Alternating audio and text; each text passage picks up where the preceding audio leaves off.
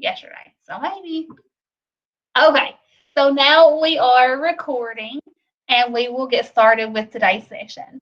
This session is going to be fast. Whenever I started designing it last week, I was like, there's a whole lot of stuff that I want to get to, and I don't think I'm going to get to it all. So I sent out the survey, and the survey kind of had a lot of mixed reviews. Everybody had different ideas on what was a high priority for them and what was a high or a low priority.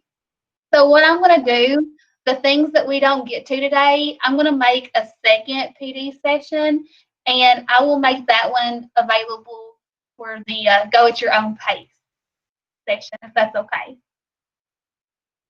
I do have kind of an agenda. It was really hard to type an agenda for this because there's so much information. So really, when I say agenda, it's a document full of links. Let me drag that over to the screen so you all can see it. So this is what I'm going to be going off of. If you want to make a copy of that so you can take notes on it and edit it yourself. Oh, hang on. I just realized that link is not shareable. Let me fix that right quick. If you want to make a copy of it, though, you most certainly can. And to do that, you just go to File and make a copy. And then if you do that, you can type on this. This will be completely yours. Hi, Charlotte. All right. So we're going to go ahead and get started. If I go too fast, please slow me down. I will be more than happy to do that. As you can see, this list, and it has the possibility to grow. I have other stuff on the back burner, but I didn't want to make your brain feel like mush. If in this session I hit something and I don't go in enough detail, stop me and we will definitely do that. If you feel like it is full PD credit worthy, I can make a go at your own pace PD session for that. I just have to get it approved by Jim, but he's been approving everything, so we'll get it on there. He's pretty good. One other thing, most ideas have been sparked from this book. It's Google Apps for Littles, Believe You Can, by Christine Pinto and Alice Keeler. This book is completely full of pages that are very easy to understand. The pages have templates and learn more links on them. They have all kinds of stuff. If you're doing one of those Amazon wish list things, I highly recommend that you put that book on there. And I will add a link to the book onto that page that I shared out. So it's like $20. So I'm sure you'll be able to get a couple of those, right? I think so. Okay, we're going to get started. Clever badges was really mixed, so I'm not going to go into a whole lot of depth on that. But I did want to explain what clever badges are. If you've ever seen a QR code or anything like that, that's what a clever badge is. Students will be able to hold, I'm going to mute the video here. I don't like to play, but I want you to see it. Students will be able to hold up the clever badge that you give them to the camera on their Chromebook, and it will automatically log them into their Google device. So just like this little girl is doing, it logged her in. She didn't have to type out her whole email address. Then whenever she gets logged in, the school will have frequently visited links, like it might be Google Classroom or Seesaw or Alexia or something like that. And Jimmy Pack and myself, we go in and we code those links to where they just show up in little tiles like this right here. And the students will just have to click on them. They won't have to type anything in. They won't have to log in because they're already logged into Clever. And I think that is pretty magical. So if you, as an individual teacher, are interested in Clever badges, just shoot me an email and let me know. That way I can reach out to your principal and get that Clever turned on. And Jimmy and I can work on getting those Clever badges working for you and your school. Stacy, you would love it, especially with however many kids you have. It feels like you all have 900. it would be so easy for you to use technology in your classroom with these. It's also going to give your students access to all of Google Drive. So even kindergartners could use Google Slides because they wouldn't have to log in. They're already logged in with their Clever cards. You all help me. I'm going to try to remember names, but send me an email just in case I forget. So I love, love, love those. They're super easy to do. And then clever.com is how you go, and I'll help you print off your cards once we get your account situated. So you just go in there, you'll click on your roster and click print cards, and it will print. I know that Paige Walker over at Peaks Mill used them last year. I've seen her kids use them, and they were pretty easy to use, weren't they, Paige? Yeah, she said yes. And Paige, would you mind sharing with the group how you laminated yours, or were they in the binders? Can't remember. I laminated them, and then I printed off 2 copies. I kept some cut up for me in case one got lost, but I've just laminated them. I think Paige had hers on their notebooks, if I'm not mistaken. Yeah. Some of our first grade teachers super easy to use. I highly recommend them. If you've never used them before, 10 out of 10 stars.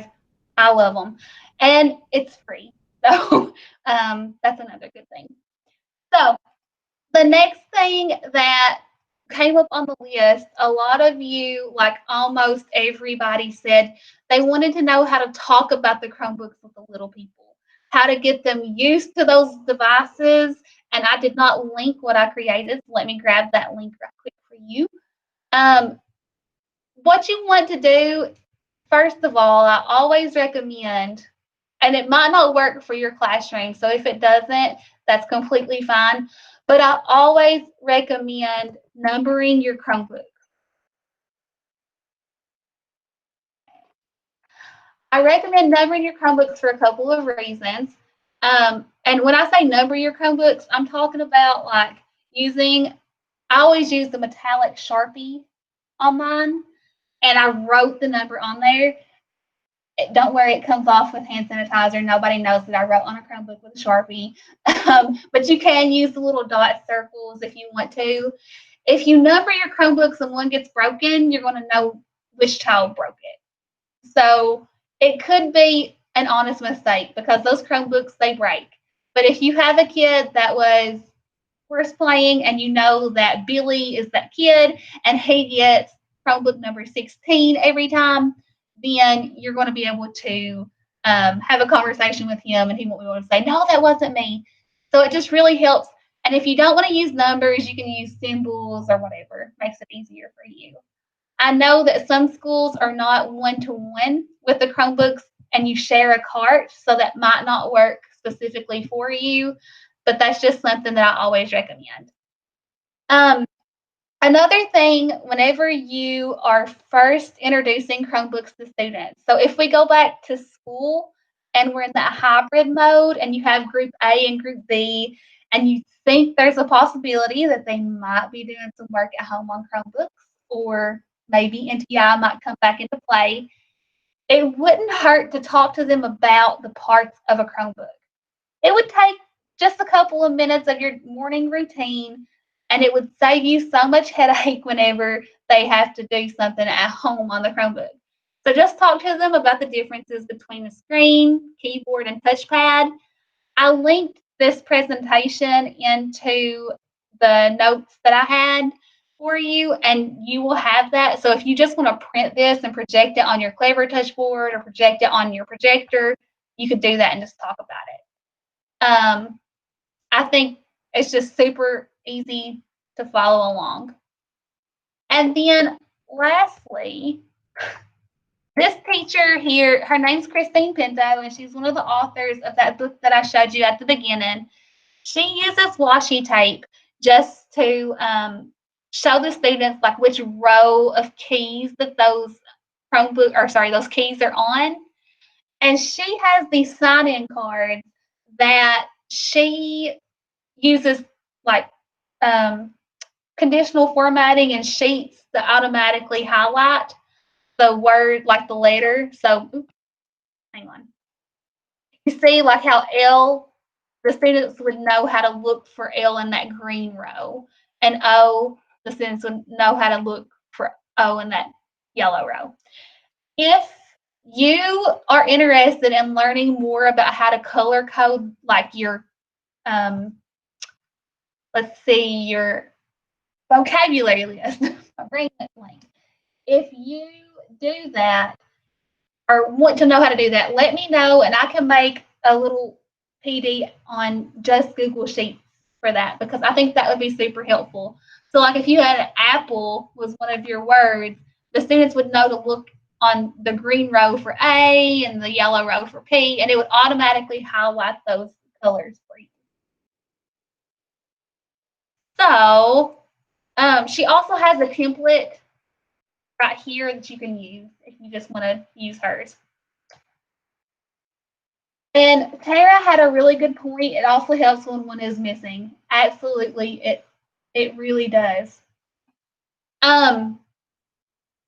One thing to keep in mind with the new school year is these Chromebooks get very dirty very easily. And everybody's touching them. The Chromebooks feel kind of like gross if you don't clean them. Know that the district is looking at ways to clean the Chromebooks. Jimmy and Mr. Fields, our assistant superintendent of school grounds, is looking for ways to sanitize the Chromebooks. So you will be getting some material from CO to help with that. And then the last thing to talk to you about just Chromebook expectations is like, how will the students get the Chromebooks? How will they get up from their seat? How will they get in line? And if we go hybrid, then that probably will not be too hard because we won't have a whole lot of kiddos in there. But just make sure that you have your expectations set in place to say, you know, you go to the cart, grab your number, carry the Chromebook with both hands, something like that. Stacy said the ultraviolet light, and Stacy, I actually bought one of those to try out for myself. I don't know if the district's going to buy those. They have not been mentioned to me, but I bought one. I had to go pick it up from an auction. Such a dork. Okay, so if you have any questions on that, please put those in the chat box and I will get to them. But I have more, and we're just getting started. Underneath that, slides was the next thing that was really popular. And on the survey that I sent out, there was a lot of different things on there that pertain to slides. So I've got some things linked for you. The first one is this number slides. If you click on that link on the notepad, it's going to force you to make a copy, which is fine. Do it. That way you can have your own copy. And you can use this with your students if you want to.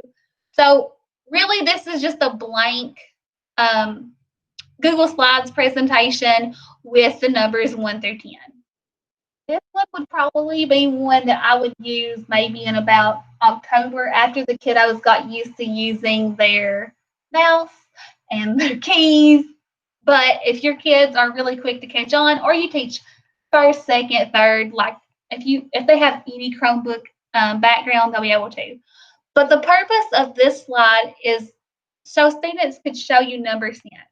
So they could see the number 1 and they could use their shape key up here and they could make their own shape. Like they could show, oh, okay, I know this is 1.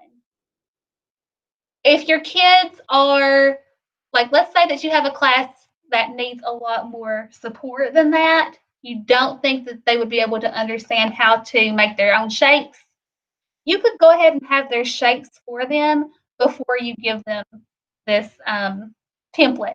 So to do that, you just make your first shape. I clicked right here, click the square the first time, but you can pick whatever you want. Make it whatever size you want by dragging those corners closer together. And then something I found out the other day by mistake is if you hold your control button down and you click on whatever it is that you're making a copy of, and you drag it, it's just going to continue to make copies for you. Like, I've been doing control copy paste, like, but I thought that was so cool. And like, if you have multiples, so right now I have 5. If I highlight all of those and I hold the control button down again and just drag, it makes 5. It just completely blew my mind. I was like, how did I not know that? Why did no one ever tell me that?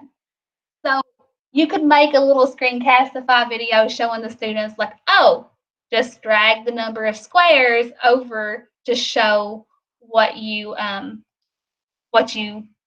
know about this number. You can also highlight all of these squares and use control copy or make a copy, like right click and copy that and go to your next slide and just paste it over and over. So you don't have to keep doing that on every slide. Okay. Y'all still with me? It's a lot of talking. I feel like I'm going real fast. X Games mode. Okay. I know some of y'all watch TikToks. I see what you post on Facebook. Y'all are the best. Thank you. I have a drag and drop shape activity too for you there. It's going to be very similar to what we just talked about, but just another way to use slides, kind of like a drag and drop like we did before. Well, if I can open it. I don't want the preview. I actually want to open. What is it doing? That's different. That's weird. Well, it will look like this. And students will be able to drag and drop their shapes over to the grid. To do that, let me just open up this one since my slides was being weird. You can just go in here and you can put in like your lines, and I just had the shapes automatically over there, and then they would just use their drag and drop feature.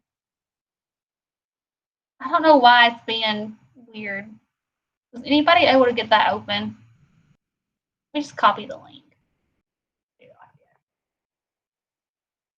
There we go. That's what I wanted it to look like. So you could make a copy for each kid using Seesaw if you were in our class earlier, or you could use Google Classroom to automatically make a copy for each student. And there is a Google Classroom session coming up on July 17th if you're interested in learning more about Google Classroom. But the students would just drag and drop their little icon.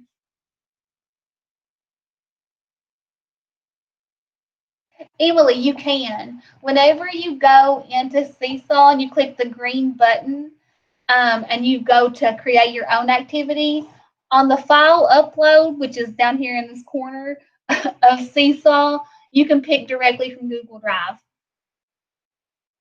And it will make it a template, so it makes that copy for each kid. I'm a fan of Seesaw. If you did not come to the Seesaw presentation this morning, but you are interested in it, there will be an on-demand session coming up real soon.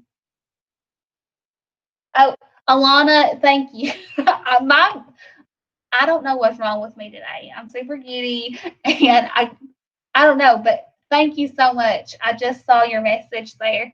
She said that if you click on the little arrow, are you talking about this arrow here? Oh, it's hidden, I guess. This arrow, there we go. Yeah, it will open. Thank you for that. I have a couple more things in there, but one of my favorite things in Google Slides is the ability for students to be able to take a picture of their work and directly put it in there. When you think about going back to school, whether it be NTI, hybrid, or just like normal and it's flu season, then you probably don't want to touch a whole lot of papers that your kiddos have, or you want to be able to quickly see what your kids have done. You can have them go up here to insert on this Google Slides menu and go down to image, and you want to pick camera, and then you will have them take a picture, and it's for littles. It's really helpful if they have a friend to click the little yellow button because it's really hard to do that. Take the picture. If they're happy with it, they can click insert, and it will be there. So you can, like, say it's a math problem, or if they have their little whiteboards or whatever, then they can always take a picture and just keep track of their learning that way. On the agenda, if you click on show students how to insert pictures into a slide, I created a video to show you how to do that. It's very short. There's no words to it. It's all quiet because Audrey was going crazy playing Goat Game in the background. Not bad. All right. The Bitmoji Classroom did not get a lot, like the bar wasn't really high for it for extremely interested, but there was a lot of somewhat interested in there. I'm sure if you are on Facebook, you've seen these. They're floating all around. They're super handy. What this is a Bitmoji. If you don't know what a Bitmoji is, let me know. Email me, and I hope you set yours up because they're super cute. I use them all the time. Stacey, yours is really cute. Like the one that you have on your door at school is so cute. I love that. But a lot of these classrooms that I see on Facebook have a whole lot of copyright infringement on it because we use these calendars. I know you all do. You use them all the time. You do such a great job. But if you go to Amazon and you just take the stock picture of the one that you own, that's breaking copyright. And I don't know if anything would ever come from that, but I know that some districts have been sued because people have been reading books and posting those onto YouTube, and then they've been suing individual teachers. So I always try to help people come up with different methods for stuff like that. So what I've done is created this calendar with shapes. Everything that you see here has just been created by shapes. I think I'm going to make a PD session on how to do these from scratch because even my little bookshelf is just shapes. It's just squares layered on top of one another. My books are just shapes. But I think I want to do a PD session on these to show you how. But over here you have your Clever Touch board. You have your big Post-it note paper. But on mine, I have it kind of hyperlinked to where it will match. Like if you click on it, it's going to take you to another slide. And you could say, it's not supposed to say the shape of the day. This one's supposed to say the letter. But you can say, okay, the letter of the day is A. And then you could embed a video. This one is completely copyright free because it's just a YouTube video of her singing. And she posted it. She's the creator. So if you're interested in learning how to do that, I will definitely hook you up. Each of the slides that I've created on this one have a home button that's kind of hidden. I need to move it, but the students can click that home button and it takes them right back to your classroom. Would you all be interested in a PD session over something? Oh, okay. I see that you're interested in that. I think that one could take an hour itself. So I don't know. Would you all prefer a live session like what we're doing for that, or would you prefer a go at your own pace session?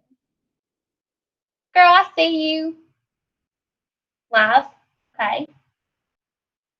All right. So I will add a live session for that. I'm going to go ahead and make myself a note. Okay. So Tara, I'm going to go back after this session, and on the notes page that I have, I'm going to make a forced copy of what I have already on there so you can work on it and see how I set it up. And I've been sharing on the Instructional Technology Facebook page all of these resources as well because I just feel like it's just so much, it makes it so much easier if you can just make a copy of something that's already created and not have to create from the wheel, recreate from the wheel. Well, all right. So I'll get that PD added onto the list. Okay. Do you all have any questions so far? We still doing good? We're about halfway through. We're about halfway through the list, so I think we're doing good.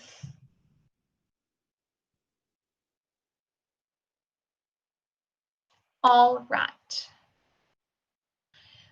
This one was really popular on the survey that I sent out, clickers.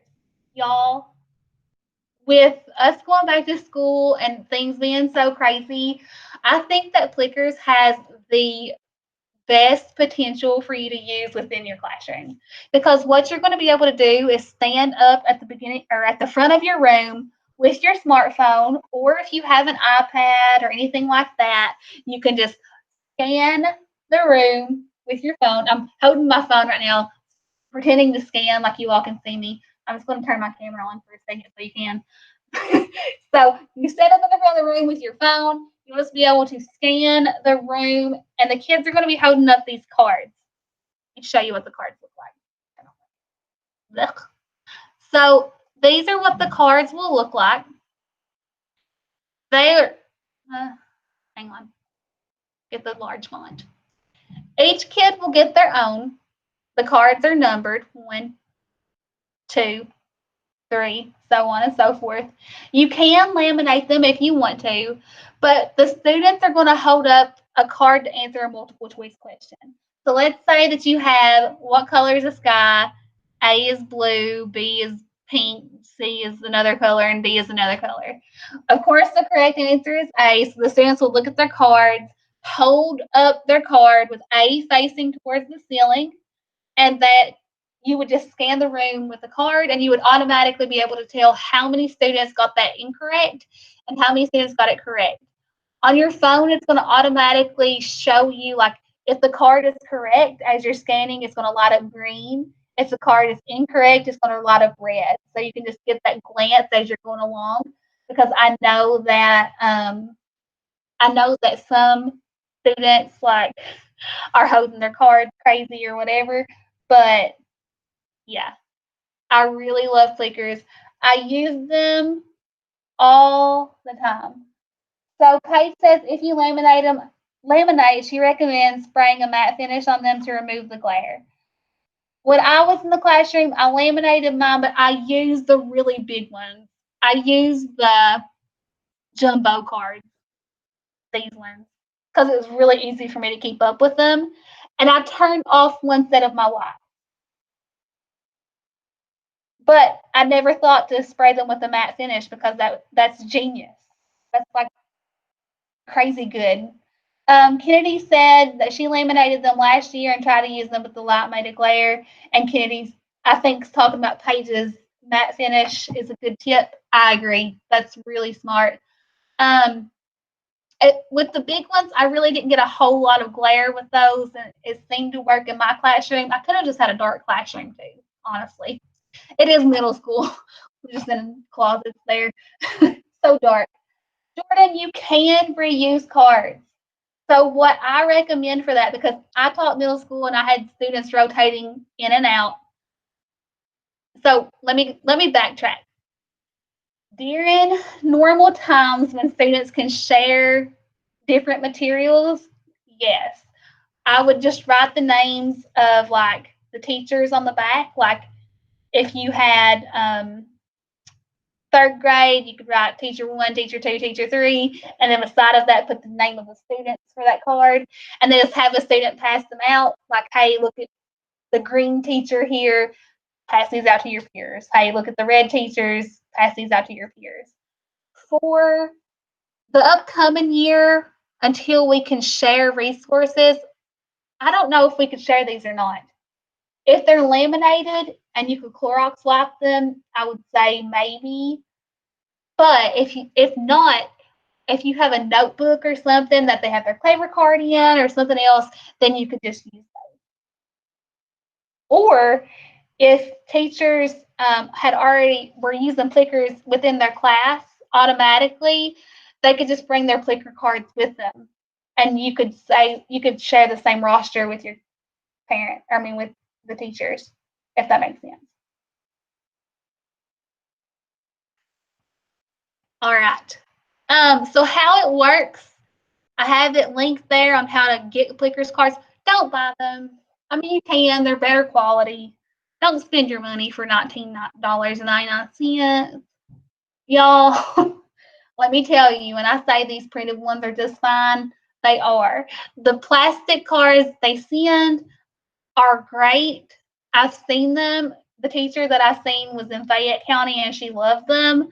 However, to me, it just seems like why would you pay money for it when you could use the school printer to print them out? But I totally recommend not buying them.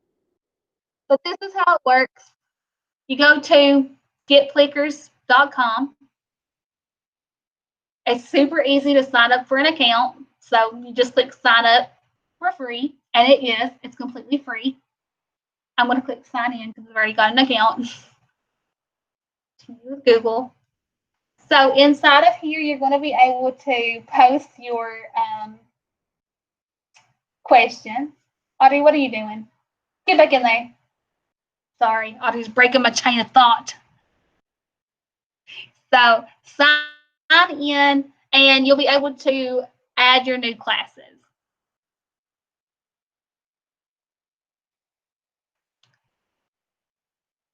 Okay, so over here where it says your classes, you just want to create a class. And you can enter new classes, like you can have enter up to 8 at a time, I guess. But and then you just add your students. So when you click add students, you can copy and paste this directly from Infinite Campus export sheet if you want to, or if you have a roster automatically, you could do that.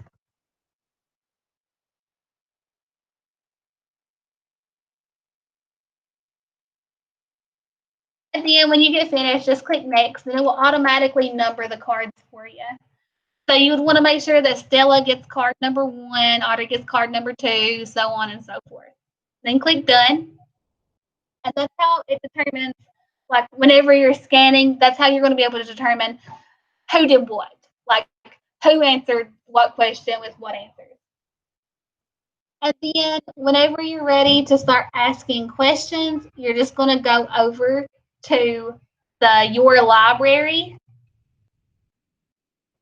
and you want to create a new set, and that's where you're going to go in and create your multiple choice questions. So you just type out your question here and have your different options. Okay?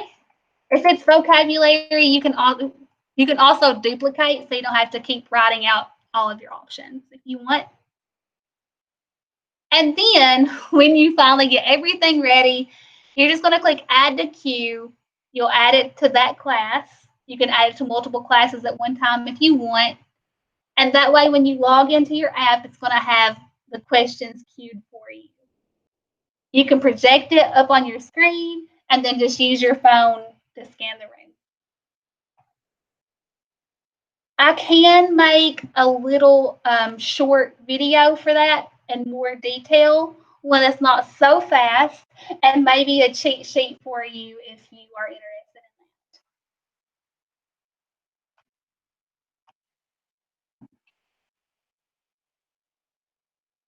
that. I think once you get in there and start playing around with it, though, it's pretty user friendly, especially if you're already using things like Google Forms and stuff to do multiple choice tests. Awesome. I'll add that and I'll email it to everybody. And if you don't want it, you can just ignore the links. Okay. Whew, we're getting through it. One of the other popular ones was using Pear Deck, and I do have a go at your own pace PD session for that. You get 1 hour of PD automatically. But the thing that I love about Pear Deck is that it takes Google Slides presentations that you've already got created and it lets you embed like your voice on there. So if you wanted to give students like a voiceover, you could do that. If you have kids learning at home, you could automatically send them to places on the internet, like let's say Lexia or Zern. And it's very, very, very user friendly. The free version is wonderful. and it's going to automatically save things for you.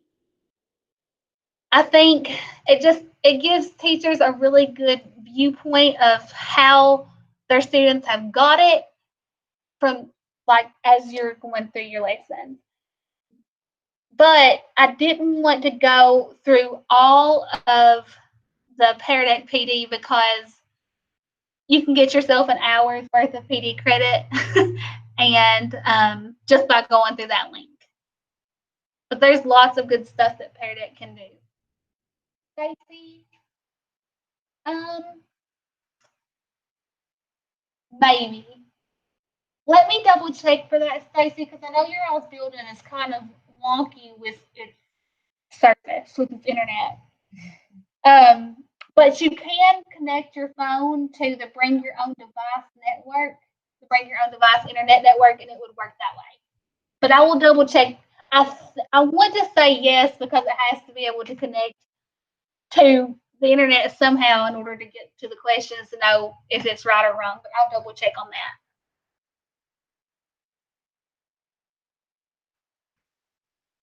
Okay. All right. We have two more things to get through, and then we're going to have a little bit of Q&A type of session just for you all to share and for you all to have an opportunity to ask some questions. But this one was really, really popular, the Google Earth writing prompt. If you've never been to the new Google Earth, it's super friendly. And what I always recommend for this one, you can use this to have students actually physically write, or you can have them use Screencastify to tell a verbal story. So it's earth.google.com. They just click Launch Earth. It will take a few seconds to load. If you have a whole lot of kids in your class, this might be a really good station activity because it's very bandwidth heavy. So let's do its magic here.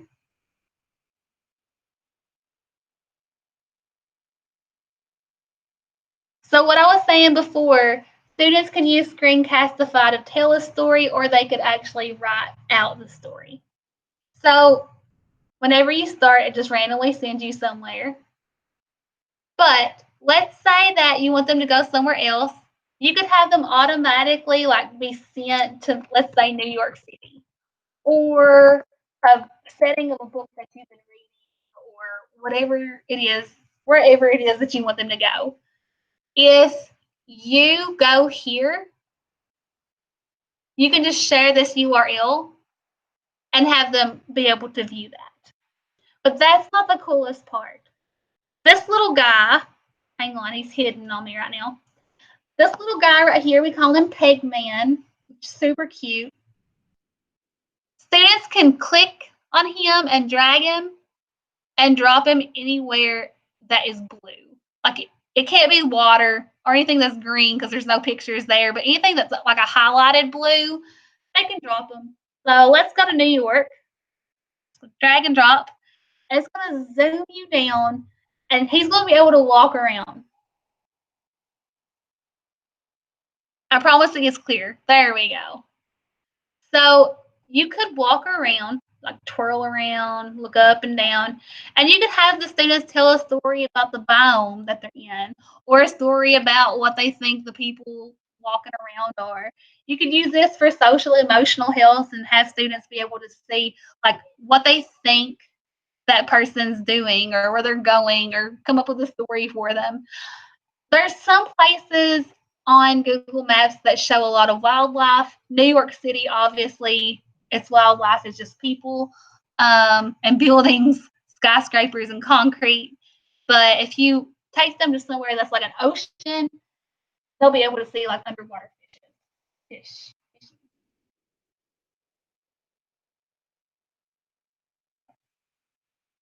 Paige, your question, what you said goes along with clickers, and you might be right on that.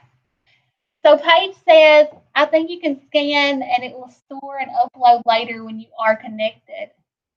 So let me play around with that, Stacy, and I will get you a definite answer. Paige is always right, though, so I'm pretty sure that she She knows what she's talking about there. I'll play around with it and I'll let you all know for sure. So, Paige, yes, you are. You're selling yourself short. You're the bomb. Um, so you can share this URL inside of Google Classroom or mine, Seesaw, wherever. But one of my favorite things to do is click this little dice button here. The dice button will send students to a random spot. This one sent me to Los Angeles County Museum of Art.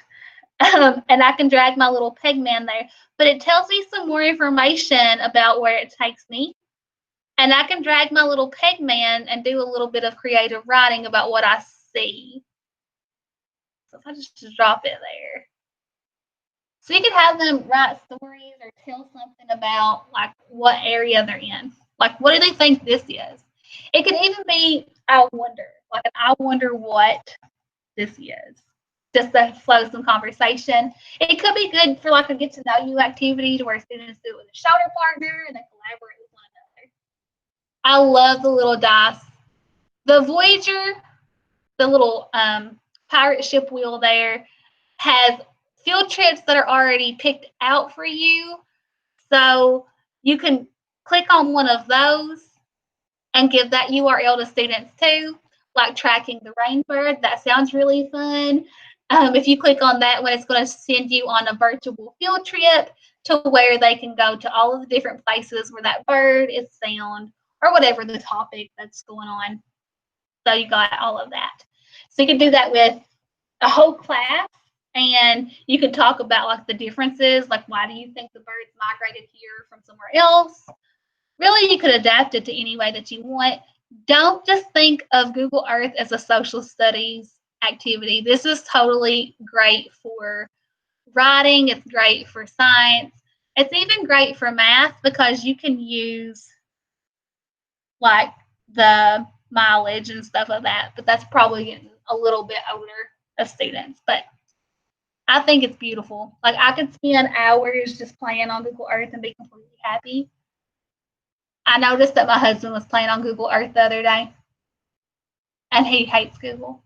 So I think I'm winning him over. He's probably mad at me for saying that. He's like, don't talk about me. Okay. One of the last things that I want to share is something that I found recently, and I love it.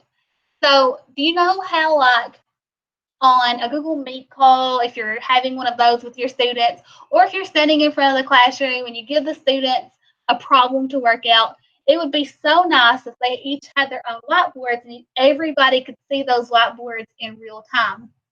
This free software will let you do that. So it's called whiteboard.fi. I think .fi means Finland. That's what I'm going with. So it's probably made in Finland. And what you're going to be able to do here is send out a class link and have students be able to share their whiteboards virtually. So I want to share a link with you all so you can see what it looks like. Let's see. Oh, dang it. I accidentally closed it. No.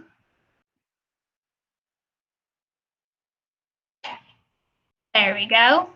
So if you all don't mind to click on this link that I'm sharing in the chat window and just do a little doodle. For this, we're just going to do a doodle. You can see that I have a teacher whiteboard and then I have my class whiteboard. So the teacher is going to be able to see everything that the student's doing.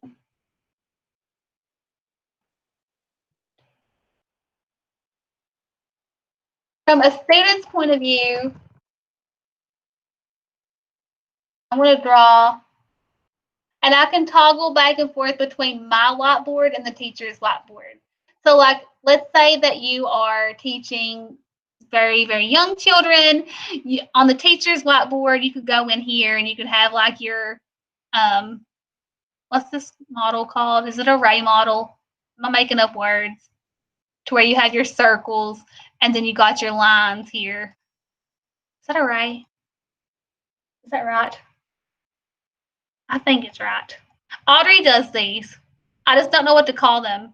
They kind of remind me of those little trees that I drew for everything, like my Venn diagram trees. But now you could be able to toggle back to my teacher whiteboard. And then as a teacher, if we're not in hybrid, or if we're in hybrid mode, I could display this on my Clever Touch board or my ViewSonic board or on my projector and just be able to show everybody's. I can save the whiteboard.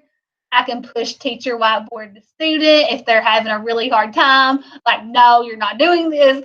You can kick students out if they're being really bad, or if somebody inappropriate has got your link and is drawing something really not good. But it's super user friendly. It takes very, very little prep. You just have to have the idea about what you want them to draw. And you can just have it all projected right there. Stacy, on the teacher whiteboard, I can see the whole class, and then I can see my individual. Oh, sorry. I did not have the right thing shared on the correct screen. So I can click the My Class, and it will show me every student's work. Kendall, yours is so beautiful. And Tara with her little positivity flower there. Look at you all. Y'all are artists. But you can project it so you can talk about it. You could even click on this wheel and you could enable a slow mode. I don't really know what slow mode does, but I think it slows down the trigger of your mouth. Number bonds. You all are, what is array method? Like, what did I just make up? Those are number bonds for those of you who were confused about what I was drawing. You can tell that I'm not very familiar with what I teach Audrey. I'm just like, here, do this. But you can also clear all whiteboards. So like if you wanted to move on to a next question, they could stay directly in that session, and then you could have your next math question. I think that's super, super cool. Okay, you all have listened to me talk for 50 minutes, and I want to make sure that I get a chance to give you all your PD credit. So I'm going to go ahead and post the sign-in sheet and the feedback form. The sign-in sheet is how you get your PD. Make sure that you fill out the first one. The second one is how I use, that's what I use for my growth, for my own growth, for delivering PD. So that one's optional and anonymous. So be honest in that and let me know what I can do to improve. And also, with the last 10 minutes, if you have something you'd like to share or a question, feel free to hop onto your mic or put that in the chat box and we'll answer. Thank you so much, Paige. Thank you, Emily. After you get this sign-in sheet done, you are free to leave, but know that you can email me at any time and I will still be in this room until 2 o'clock. Stop recording.